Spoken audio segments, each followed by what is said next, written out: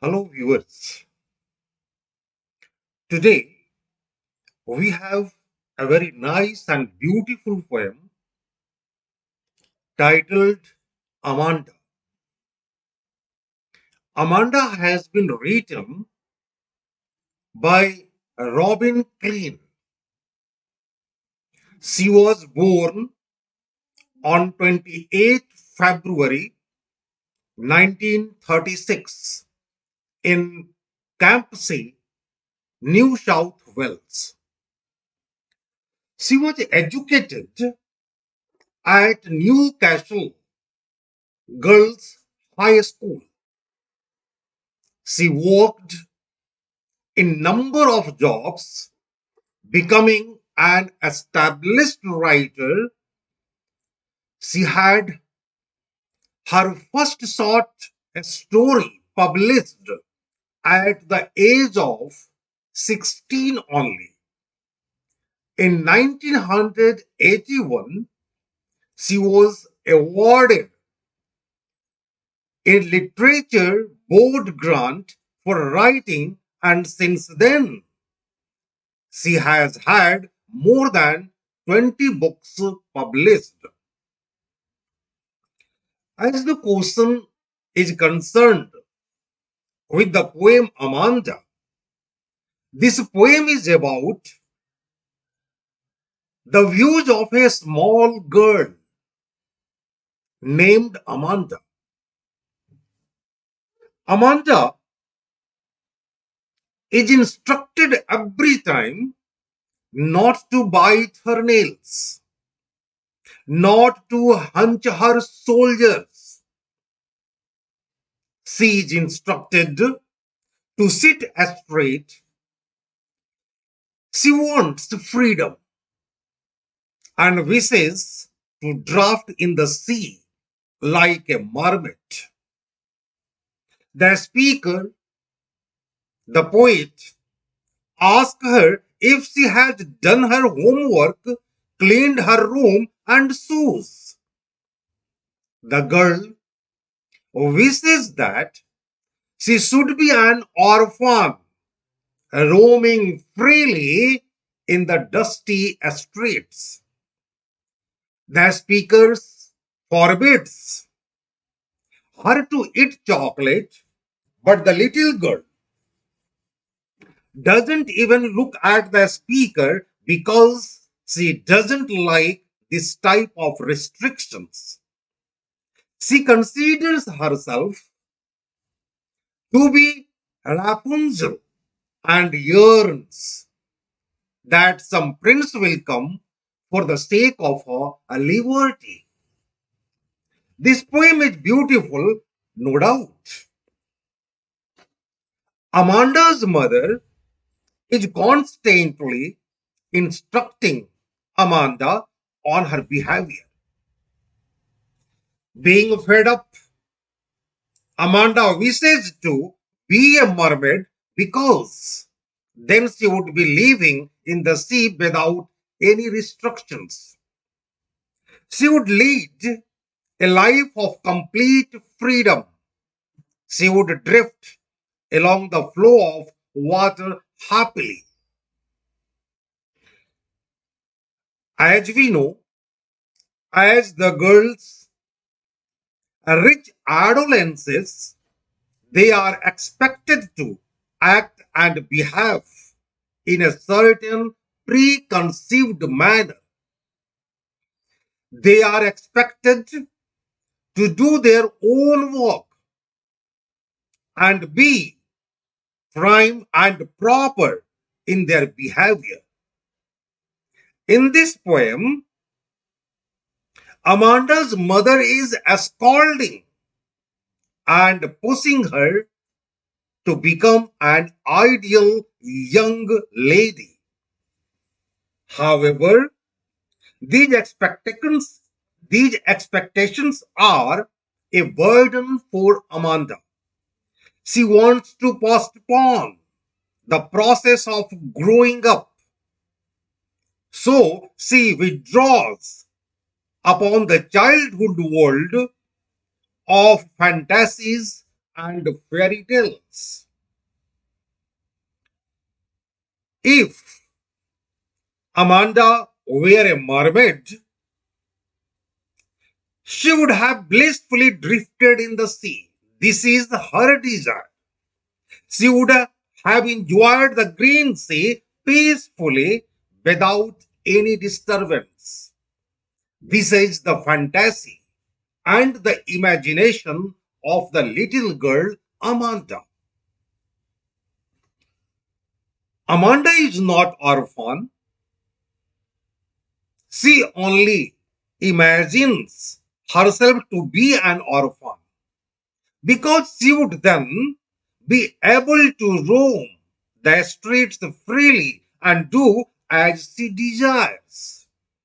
This is only her fantasy. Amanda was frequently asked not to eat chocolates because she suffered from acne, and eating chocolates can aggravate her problem. No doubt, Amanda was a teenager. This is quite clear from the fact that she had acne on her face. Usually, children at this age have acne on their faces.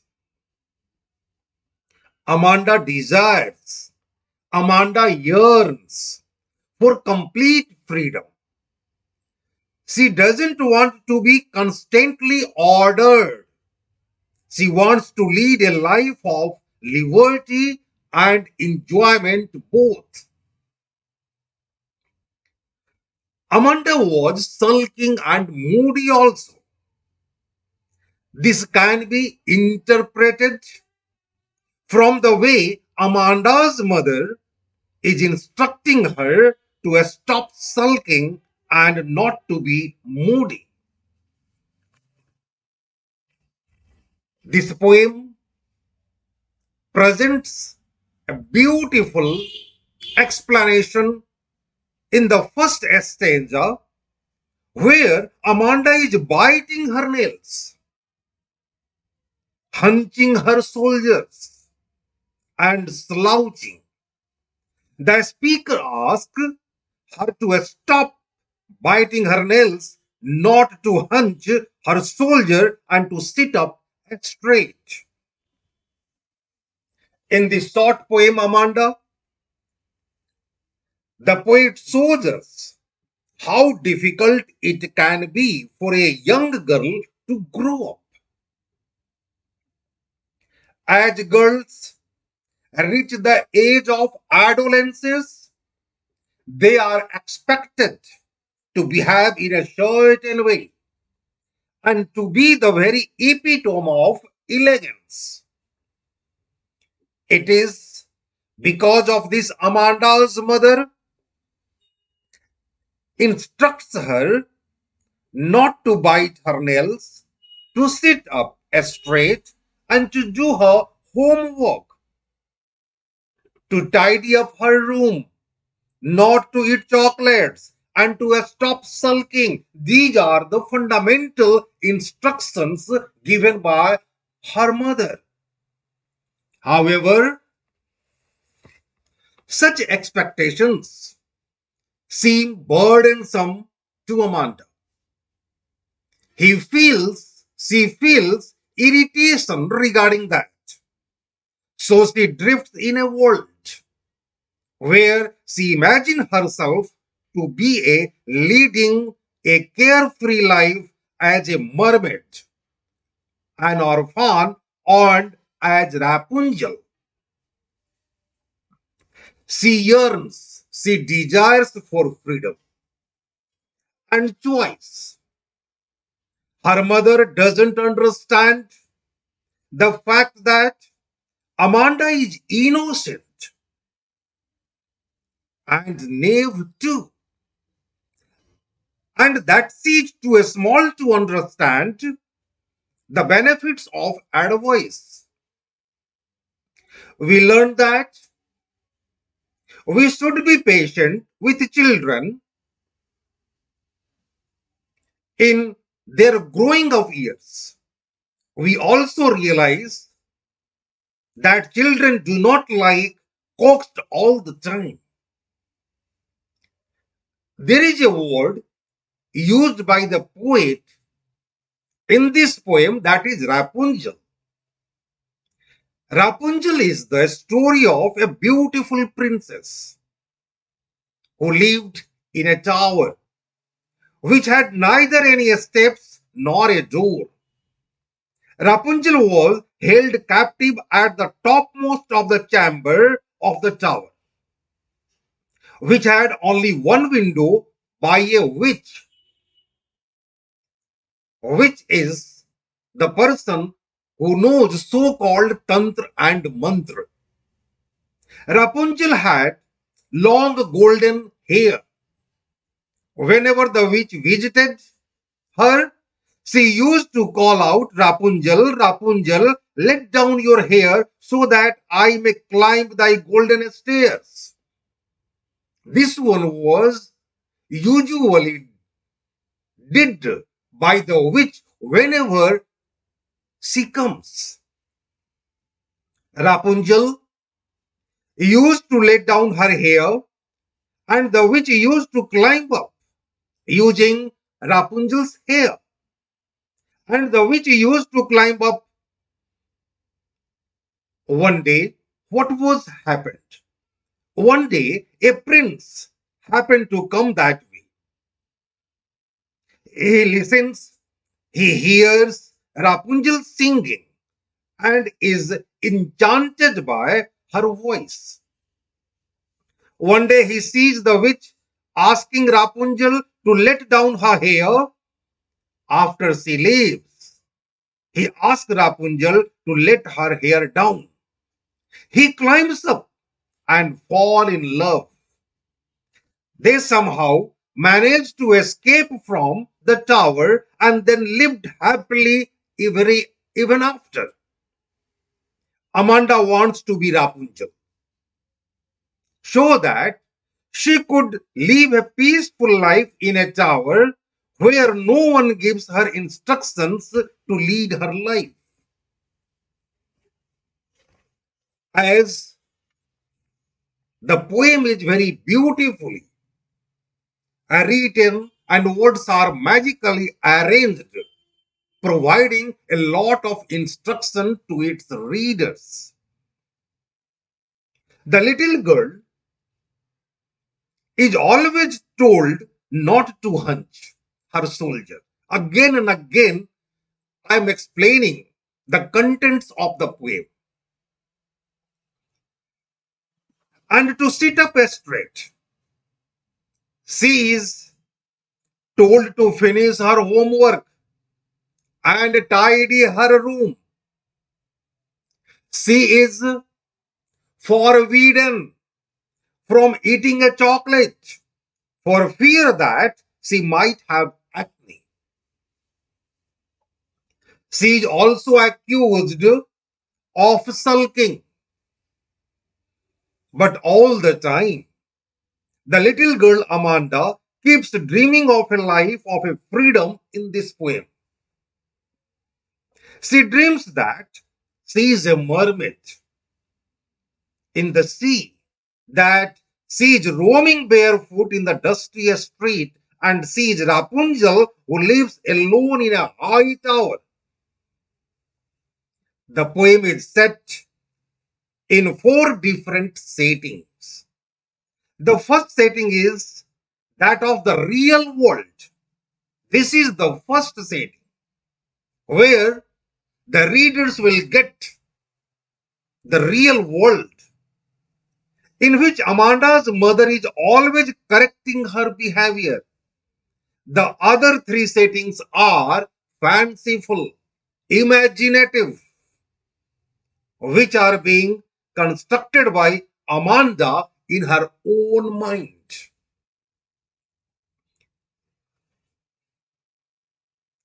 Amanda's mind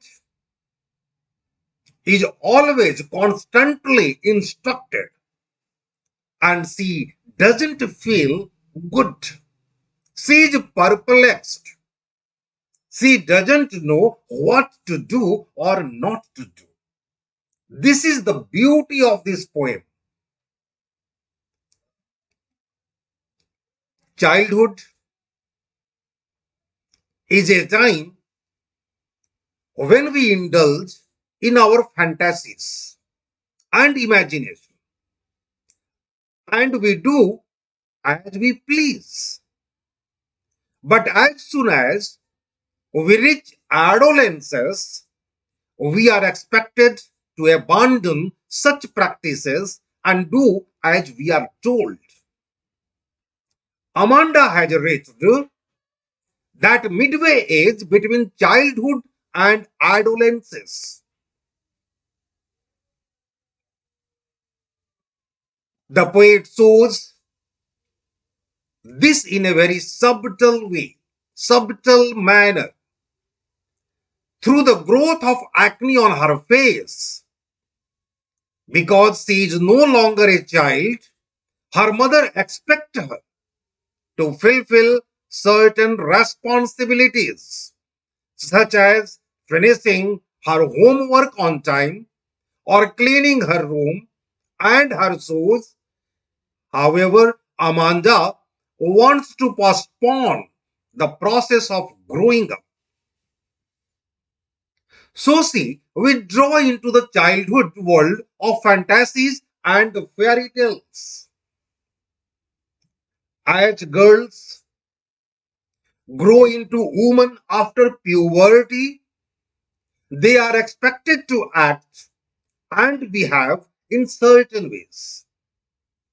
They are expected to sit up straight, to take care of their appearance, and to always be sweet and smiling. This is exactly what Amanda's mother wants her to do. And she is willing to scold Amanda and even take away her chocolates to make her become the woman she is expected to be: prime, proper, and radiant. However, these expectations are just a burden for Amanda, and she would much rather be left alone. That is why all her fantasies place her in a world that is away from other human beings and their expectations. As a mermaid, she is alone in the sea. As an orphan, she is alone on the street. As Rapunzel, she is alone in her tower. Amanda thinks that it is only in the realm of her own imagination that she can be free of all the expectations that are put on young girls of her age. The poet is quite successful to provide this wonderful piece of poem. The words are lucid, convincing, and magical also. When a reader starts reading the poem, he or she feels enjoyment, amusement, followed by instructions. No doubt, this poem also gives us a wonderful message, and that is quite simple. This poem brings forth the inner feelings of a little girl when she is instructed by her elders. Her feelings convey the fact that she doesn't like being deprived of her freedom. Freedom is quite essential among the wants. He wants complete freedom. She was not in a mood to listen instructions only from the elders. She wants the liberty. She wants the freedom of the destined walk, of the given walk. The poet wants to convey the fact that Parents should be sensitive to the feelings of their children. No doubt. Whatever the children thinks, parents must know and they should respect the feelings of their children. They should understand the situation before taking any sort of decisions or instructions. At the final stage, we can say that this poem is full of instructions for the children who are between adolescence and childhood. I mean, childhood and the adulthood. This poem provides us not only amusement but instructions also. This is the complete picture of the poem Amanda, written by Robin Klein. With these words, I conclude the chapter saying all of you, thank you very much.